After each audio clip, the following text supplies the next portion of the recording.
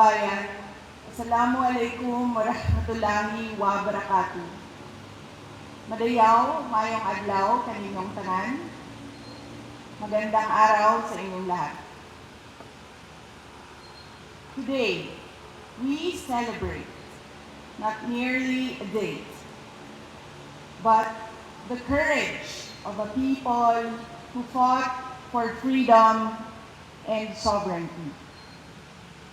Noong Hunyo 12, 1898 sa Kawit, Cavite, ipinahayag ni Pangulong Emilio Aguinaldo ang pagsilang ng isang malaya at nagsasariling bansang Pilipinas. Matapos ang mahigit 300 taon ng pananakop. But freedom was never a gift. It was paid for and earned through courage. It was paid with Filipino grit and bravery. When the Treaty of Paris transferred our homeland from one colonial master to another, without the consent of the Filipino people, our forebears refused to be bought and sold like property. Pinili nila ang paglaban kaysa pagsuko, ang dangal kaysa pagpapasakop. This is our inheritance. Lumaban tayo sa bawat puwersang nagtatangkang magdikta ng ating kapalaran. Thousands gave their lives so that one flag, and one flag alone, would fly over this republic. That is our identity. That is our duty. We fought for our sovereignty against foreign invaders. But sovereignty is not lost only to those who come from foreign shores.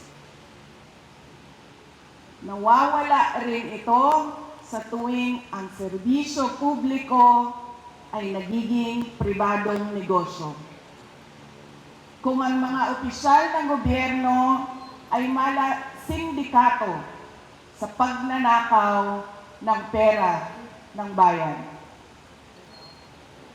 Every peso stolen from the people's treasury steals a child's freedom from hunger.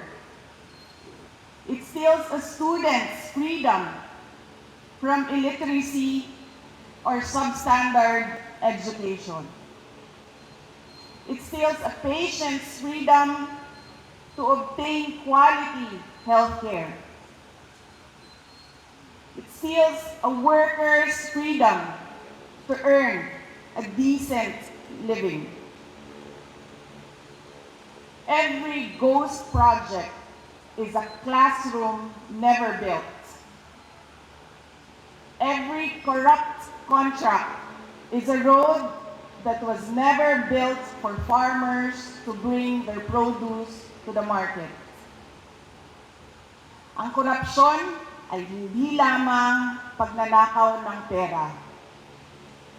It steals opportunity, it steals dignity, and it steals hope.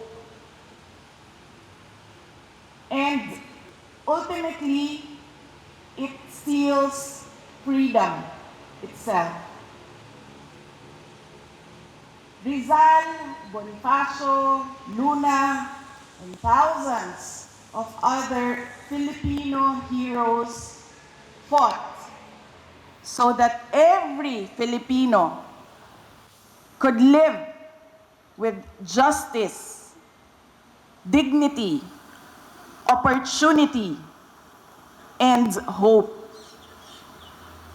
Mga kababayan, Freedom is never permanent unless it is defended. Sovereignty survives only when a people refuse to surrender it. Hope survives when citizens refuse to accept bad governance as their destiny. Hope survives when citizens act together, have their voices heard, demand what our heroes fought so gallantly for: the rights of every Filipino to a dignified human life. Hope survives when our people believe they have a better future. On this Independence Day, let us resolutely stand up for truth, for accountability, for freedom, and for sovereignty. Piliin natin ulit ang paglaban kaysa pagsuko, ang dangal kaysa sa pagpapasakop. Piliin natin ang katotohanan. Piliin natin ang pananagutan. At higit sa lahat, piliin natin ang pag-asa. Mubarog ug makigbisog kita batok sa tanang puwersa nga musulay sa pagbuot sa atong kapalaran. Uban sa paglaom nga nagikan sa dili malupig nga gahom sa kasing-kasing sa katawhang Pilipino. Ang Independence Day mao ang atong adlaw sa paglaom nga ang kagawasan ug soberanya maugyod ang atong tinuod ug malungtarong kabilin. Mga kababayan, ang lahat ng ginagawa natin ay para sa Diyos, sa bayan, at bawat pamilyang Pilipino. Syukran.